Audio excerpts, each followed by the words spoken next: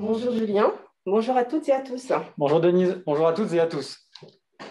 Le rendez-vous de l'actu de ce jour s'intitule Innovation en santé et assurance maladie.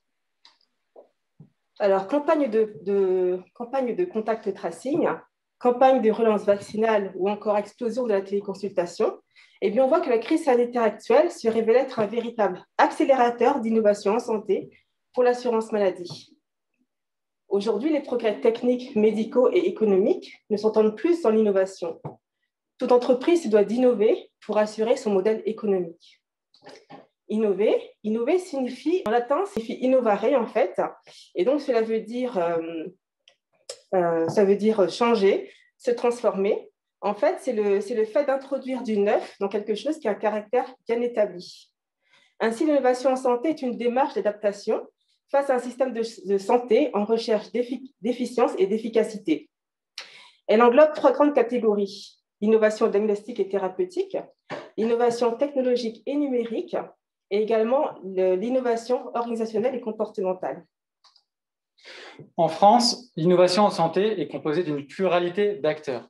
On pense ainsi aux institutions publiques, aux producteurs de biens médicaux et de services médicaux, également aux professionnels de santé et aux établissements de soins, et également aux usagers. Face à l'ensemble de l'introduction que venons de vous présenter, la question suivante peut se poser.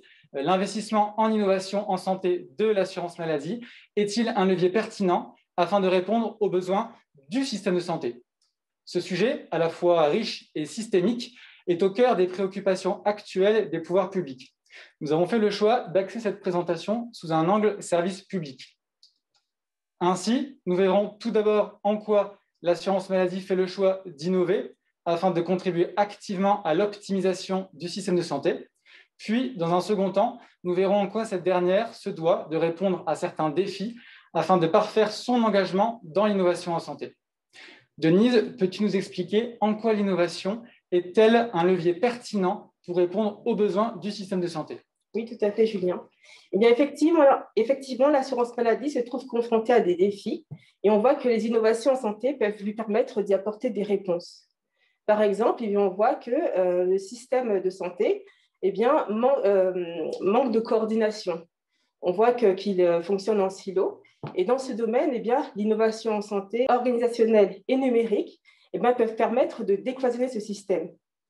Également, le système est marqué par des inégalités d'accès aux soins. On voit qu'une part de la population a des difficultés à se faire soigner pour des raisons économiques ou parce qu'elle habite dans des zones où il y a peu de médecins. Dans ce domaine également, l'innovation organisationnelle et numérique peut permettre de rendre les soins plus accessibles à la fois au niveau financier et au niveau des territoires. Autre point également est le défi démographique. On sait que la population française vieillit. Et donc, si l'espérance de vie à la naissance en France est l'une des meilleures au monde, on voit que l'espérance de vie en bonne santé est beaucoup plus faible. Et donc, on peut se dire que innover dans la prévention pourrait permettre de vivre plus longtemps en meilleure santé. Autre point est la progression des affections de longue durée. On voit que la prise en charge des maladies chroniques sur le long terme, est coûteuse pour l'assurance maladie. Et donc, dans ce domaine, les innovations thérapeutiques pourraient permettre non seulement de mieux maîtriser ces maladies, mais peut-être même d'en soigner certaines. Un autre volet très important est le volet financier, puisque l'assurance maladie affiche un déficit depuis plusieurs années. Et donc, on voit que le système manque d'efficience. Et lorsqu'on considère certaines études, comme notamment une étude de l'Institut Montaigne, on se rend compte que déployer l'e-santé pourrait permettre de générer des économies de l'ordre de 22 milliards d'euros par an, ce qui est considérable. Donc, nous venons de voir que l'innovation en santé peut permettre à l'assurance maladie de répondre à ces défis actuels comme futurs. Mais sans une réglementation adaptée, en fait, tout cela ne serait pas possible. Julien, peux-tu nous expliquer comment la réglementation évolue pour pouvoir favoriser l'innovation en santé? Absolument, Denise. Il faut savoir que les pouvoirs publics, sachant ce besoin d'innovation, proposent un cadre réglementaire et budgétaire favorable. Nous vous proposons de revoir rapidement les derniers textes fondamentaux en la matière. Tout d'abord, la LFSS pour 2018 met en place un dispositif novateur au service de la transformation du système de santé en son article 51. Celui-ci permet d'expérimenter de nouvelles formes d'organisation en santé. Nous y reviendrons par la suite. Second texte fondamental, la COG de 2018-2022, qui prévoit un volet relatif à l'innovation et ambitionne ainsi de participer à la restructuration du système de santé afin de contribuer à son efficience et à un haut niveau de service. Également, les plans Ma Santé 2022 et la loi du 24 juillet 2019 tendent à améliorer le système de santé par l'innovation technologique, mais également organisationnelle. Enfin, le Ségur de la santé consacre l'un de ses pans à investir davantage dans le numérique en santé, puisqu'il mobilise 1,4 milliard d'euros sur 3 ans. À présent, voyons comment l'assurance maladie participe à différentes innovations pour à la fois influer sur les comportements, sur les pratiques, ainsi que sur l'organisation du système de santé. Denise, peux-tu nous dire comment l'assurance maladie intervient de manière directe dans l'innovation en santé? Oui, tout à fait, Julien. Mais effectivement, l'assurance maladie innove. Elle crée de l'innovation en fait, pour s'adapter aux besoins de ses différents publics. On voit par exemple qu'elle vient soutenir en fait, ces publics les plus fragiles en mettant en place certains dispositifs. Alors là, on pense au service en ligne Sophia. Alors, par le biais de ce service en ligne, l'assurance maladie vient informer et conseiller certains malades chroniques pour qu'ils puissent mieux vivre leur pathologie. Un autre exemple, c'est le fait que l'assurance maladie, finalement, met des choses en place pour accompagner les publics les plus précaires.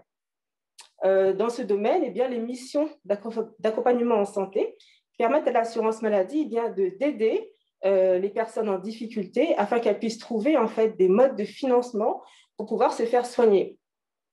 Et également, elle les accompagne, elle les oriente dans leur parcours de santé. Et cela aide en fait à lutter contre le renoncement aux soins. Autre domaine, on peut parler du dossier médical partagé. On voit qu'à travers ce dispositif, l'assurance maladie favorise la circulation des informations de santé entre le médecin et son patient finalement. Même si ce dispositif a du mal à trouver sa cible aujourd'hui, on voit qu'effectivement, de belles perspectives peuvent s'offrir à travers cela. Plus particulièrement pour les professionnels de santé, on voit que l'assurance maladie cherche également à répondre à leurs besoins, notamment en cherchant à faciliter leur démarche administrative et donc l'exercice médical, à travers notamment le portail Amélie Pro, où elle propose en fait des bouquets de téléservices. Et on voit que sur ce portail, le médecin peut effectuer ses activités, ses démarches administratives, ce qui facilite son activité médicale. Plus récemment, on voit que l'assurance maladie a cherché à optimiser le temps médical justement des professionnels de santé. Et pour cela, elle a créé un nouveau métier, le métier d'assistant médical. Alors concrètement, l'assistant médical va prendre à sa charge les démarches administratives du médecin et pourra même effectuer des actes simples de consultation, ce qui va libérer en fait du temps sur l'agenda médical du médecin.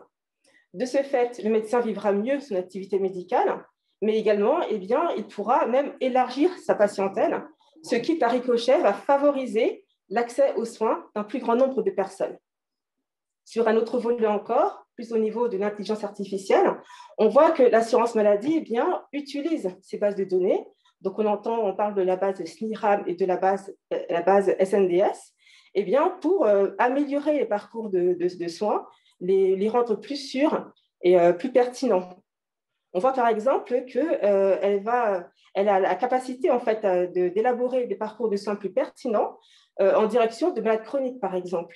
Et également, elle est en capacité d'établir une veille sanitaire. D'ailleurs, c'est ce qui s'est passé dans le scandale de Mediator, puisque l'assurance maladie a pu, à travers les croisements de données, donner l'alerte de manière très précoce sur la dangerosité de ce médicament. Donc là, nous venons de voir que l'assurance maladie crée de l'innovation, mais pas seulement. Julien, pourrais-tu nous expliquer comment est-ce qu'elle soutient l'innovation dans d'autres domaines? Absolument, Denise. Effectivement, l'assurance maladie soutient l'innovation, donc intervient de manière indirecte, soit en tant que financeur, soit en tant qu'accompagnant, que véritable facilitateur à l'innovation. Tout d'abord, en tant que financeur, elle rembourse de nouveaux dispositifs, à la fois médicamenteux et dispositifs médicaux, en les intégrant à son panier de soins. Ainsi, elle permet de rendre l'innovation accessible en solvabilisant la dite demande. Également, elle fait le choix de rembourser l'utilisation de l'innovation technologique. On pense ainsi à la télémédecine. Télémédecine qui est remboursée par l'assurance maladie depuis juin 2018 par l'avenant numéro 8 à la convention médicale. Pour ce qui est de son rôle d'accompagnant, de facilitateur au déploiement des projets innovants en santé, deux exemples peuvent être cités. On pense notamment à l'exercice coordonné et à l'article 51. Pour ce qui est de l'exercice coordonné, il s'agit d'une solution originale, innovante, organisationnelle, au centre de la stratégie nationale actuelle. On entend par exercice coordonné un dispositif proposant aux professionnels de santé de travailler de manière coordonnée et pluriprofessionnelle sur un territoire et sous de nombreuses formes. On pense ainsi au MSP ou encore au CPTS. L'assurance maladie, afin d'optimiser le déploiement de ces structures, propose à la fois le portage de réunions promotionnelles territoriales de concert avec ses partenaires, mais également aide au déploiement par l'aide à la création de ces structures sur un plan plus juridique et administratif.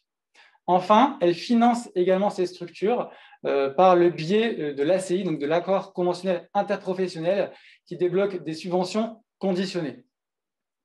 Pour ce qui est de l'article 51, celui-ci ouvre la voie à des expérimentations cadrées et à des organisations dérogeant aux modalités de financement préexistantes. Les projets éligibles doivent alors répondre à des enjeux de santé publique et ou organisationnels. Pour ce faire, l'assurance maladie, de concert avec le ministère des Solidarités et de la Santé, propose un accompagnement et une évaluation. Le dit dispositif représente un montant d'environ 380 millions d'euros et passe par le FIS, donc le Fonds pour l'innovation du système de santé. Ce dispositif assoit l'assurance maladie dans son rôle d'acteur institutionnel dans le domaine de l'innovation en santé. Après avoir observé la nécessité pour la France de s'investir dans l'innovation en santé et la part que prenait l'assurance maladie dans ce grand chantier, il apparaît que le déploiement de l'innovation en santé pourrait être fragilisé par certains freins. Denise, peux-tu nous présenter les premiers freins que nous avons identifiés? Alors effectivement, nous avons identifié plusieurs freins et ils sont de plusieurs ordres. On voit que déjà la fracture numérique est un frein. Effectivement, une part de la population n'a pas accès à Internet, soit parce qu'elle ne maîtrise pas suffisamment Internet ou parce qu'elles vivent dans des zones qui ne sont pas desservies par les réseaux. Également, on peut parler du manque de confiance dans le numérique. De plus en plus, ces personnes réinterrogent les outils numériques et l'utilisation qu'on peut faire de leurs données personnelles. On voit que dans ce domaine, l'assurance maladie devra communiquer pour pouvoir rassurer sa capacité à sécuriser les données de santé. Le manque d'intérêt également est un frein. Et cela ne concerne pas seulement les usagers, mais concerne aussi les professionnels de santé. Effectivement, l'exemple du DMP est parlant. On voit que l'objectif à 2022 serait d'ouvrir 22 millions de dossiers. On est à 9 millions aujourd'hui, alors que le dispositif existe depuis 2004. Concernant plus particulièrement les professionnels de santé et les médecins libéraux, très attachés à leur statut de libéral, justement, on pourrait parler d'une certaine méfiance également.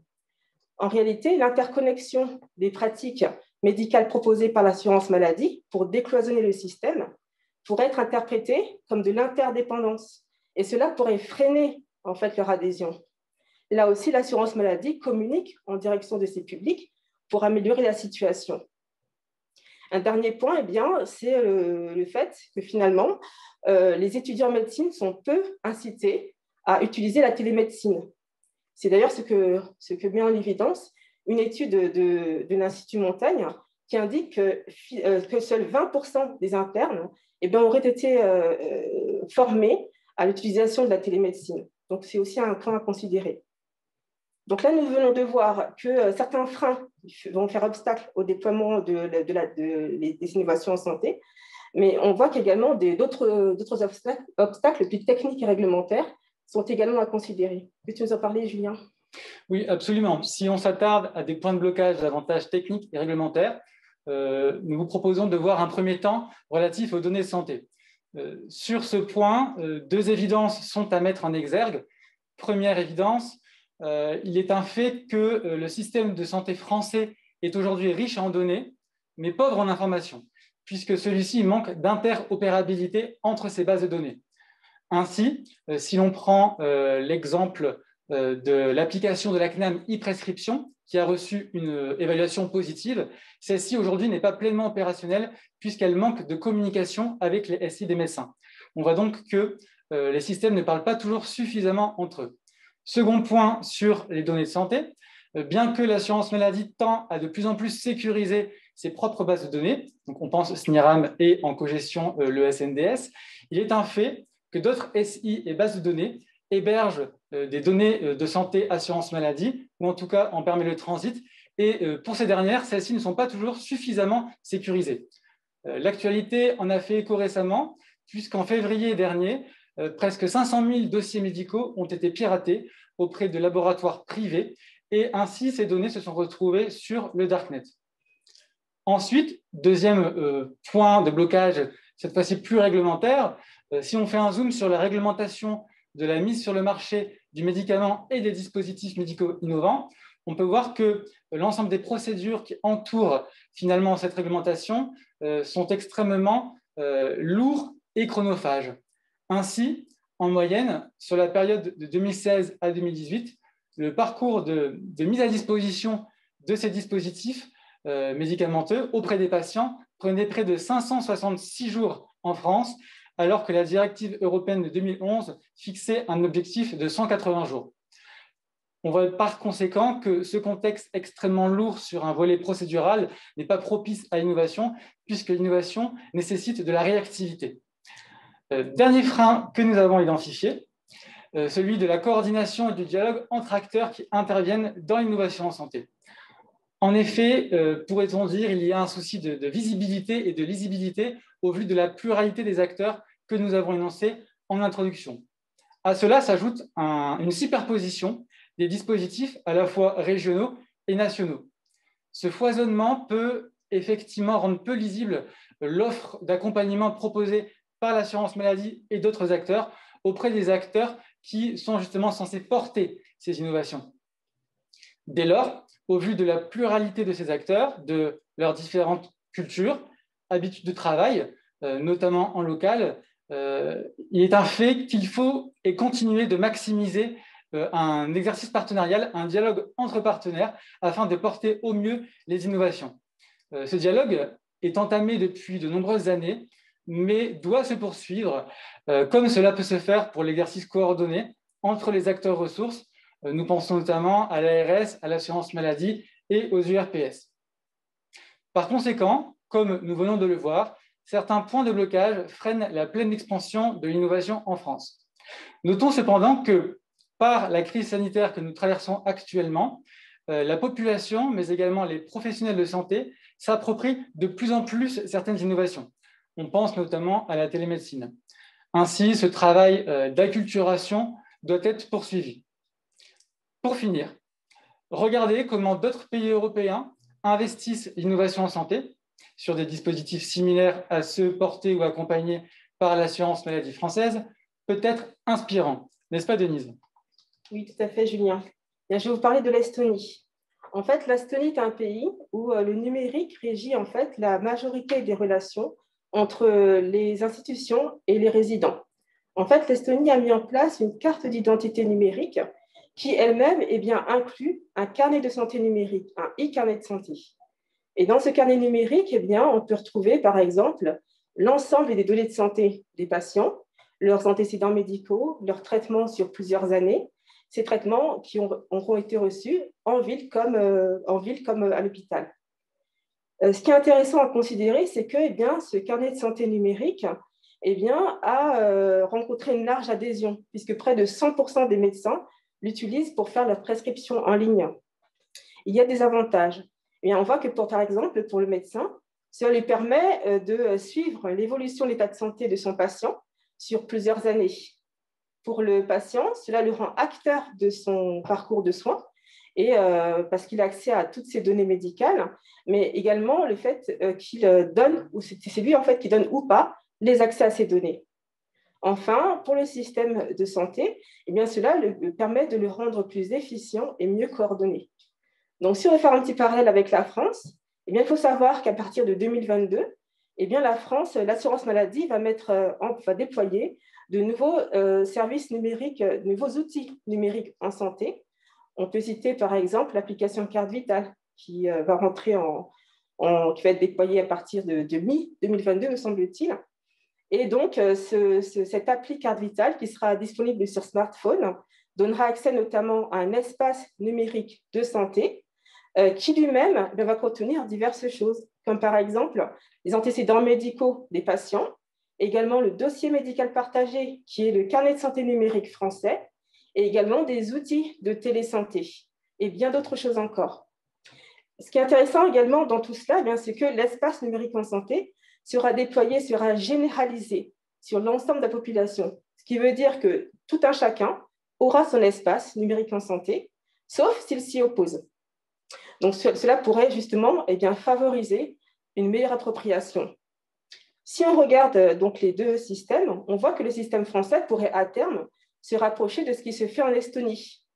Et donc, à terme également, cela pourrait rendre le système français plus performant, plus efficient et plus coordonné. Donc là, on vient de parler de l'Estonie, un exemple très intéressant, mais l'Allemagne également fait des choses dans ce domaine. Julien, peux-tu nous expliquer ce que l'Allemagne a mis en place pour décloisonner médecine de ville et médecine hospitalière? Absolument. Nous vous proposons dans un dernier temps de réfléchir sur la pertinence des choix pris par l'Allemagne afin de déployer au mieux son exercice coordonné sur un maillage patientèle. En effet, il faut savoir tout d'abord que l'Allemagne a fait le choix de décloisonner davantage les soins proposés entre médecine hospitalière et médecine de ville. Ainsi, les centres de santé ambulatoires pluridisciplinaires, dits MVZ, l'équivalent de nos MSP françaises, proposent des consultations avancées, mais aussi sous condition, peuvent acquérir des plateaux techniques ainsi que de petits blocs opératoires. Le but premier de cette diversification de l'offre est de rendre un meilleur service aux usagers, mais également de fluidifier davantage les parcours de soins en désengorgeant les hôpitaux, ce que l'on ne retrouve pas dans les MSP françaises. Également, seconde originalité, l'Allemagne a souhaité ouvrir davantage le fonctionnement de ces MVZ. En effet, ces dernières peuvent être portées et gérées par des hôpitaux, premier sous-point, mais également, second sous-point, elle peut proposer un exercice mixte, soit libéral, soit salarié, aux professionnels de santé. Une telle organisation permet ainsi de développer des activités plus intégrées et tournées vers la ville, mais aussi de davantage attirer les jeunes générations de professionnels de santé et de favoriser les initiatives et propositions locales. La France pourrait s'inspirer d'un tel modèle pour ses MSP afin de faciliter l'émergence de telles structures sur notre territoire. Pour conclure, l'investissement en innovation en santé de l'assurance maladie est bien un levier pertinent pour lui permettre de répondre à ses besoins actuels comme futurs. En fait, l'innovation lui permet de redessiner le système de santé pour le rendre plus efficient, coordonné et accessible. Désormais, l'assurance maladie devient un acteur stratégique dans l'innovation en santé en France. Toutefois, on peut se questionner sur sa capacité à investir pleinement la matière, puisque de par ses missions premières, celle de gestionnaire d'épisodes de soins, elle est tournée surtout vers le remboursement des dépenses de soins et la régulation des dépenses de santé. Aussi, on pourrait s'interroger sur l'opportunité de transformer l'assurance maladie en une assurance santé capable d'intégrer des notions d'investissement, de prévention et de long terme, comme le propose d'ailleurs l'Institut Montaigne dans l'un de ses rapports. Merci pour votre attention.